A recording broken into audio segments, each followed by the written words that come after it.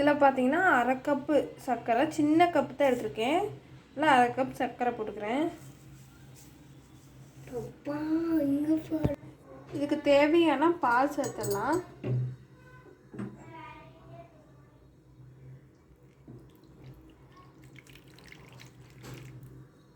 பால் சேர்த்து நல்லா மிக்ஸ் பண்ணிக்கோங்க. நல்லா மிக்ஸ் பண்ணிக்கோங்க. இந்த சர்க்கரை கரையணும். பால், முட்டை, சர்க்கரை எல்லாம் ஒன்றா சேரணும்.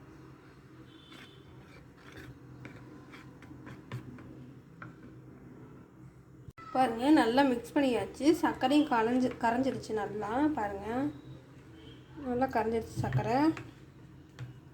சர்க்கரை கரையிற அளவுக்கு நல்லா மிக்ஸ் பண்ணிக்கோங்க. பாருங்கள், சர்க்கரை கொஞ்சம் கூட இல்லை, நல்லா கரைஞ்சிருச்சு.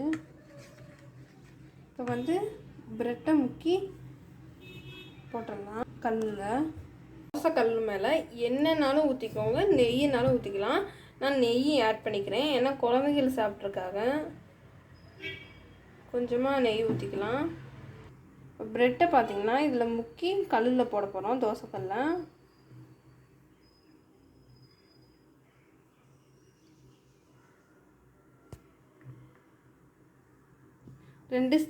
ரெண்டு சைடும் முக்கி எடுத்தாச்சு. இப்போ எடுத்துடலாம்.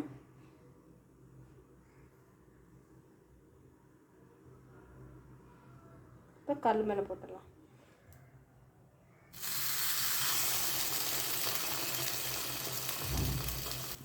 இதுக்கு மேலேயும் லைட்டாக நெய் ஊற்றிக்கோங்க. பெரியவங்களுக்கு கொடுக்குறதா இருந்தால் நீங்கள் எண்ணெய் கூட ஊற்றிக்கலாம். இன்னொரு பக்கம் திருப்பி போட்டுக்கலாம். நல்லா சாஃப்டாக இருக்கும் நம்ம முக்கி எடுக்கிறதுனால.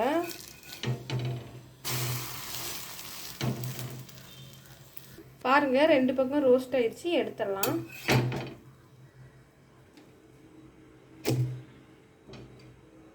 ஃப்ரெண்ட்ஸ், நம்ம சிம்பிளாக வீட்டிலையே ப்ரெட் ஆம்லேட்டு ஈஸியாக செஞ்சாச்சு. ஸ்கூல் முடிஞ்சு வீட்டுக்கு வந்தால் பிள்ளைங்க எதா சாப்பிட்லாம் அப்படின்ட்டு இருப்பாங்க. சீக்கிரமாக குயிக்காக செஞ்சிடலாம். கண்டிப்பாக ட்ரை பண்ணி பாருங்கள், டேஸ்ட்டாக இருக்கும். குட்டீஸ்க்கும் ரொம்ப பிடிக்கும். இதுக்கு மேலே தேன் அப்படியே மிக்ஸ் பண்ணி கொடுத்தீங்கன்னா சூப்பராக இருக்கும். ஓகே ஃப்ரெண்ட்ஸ், பாய்.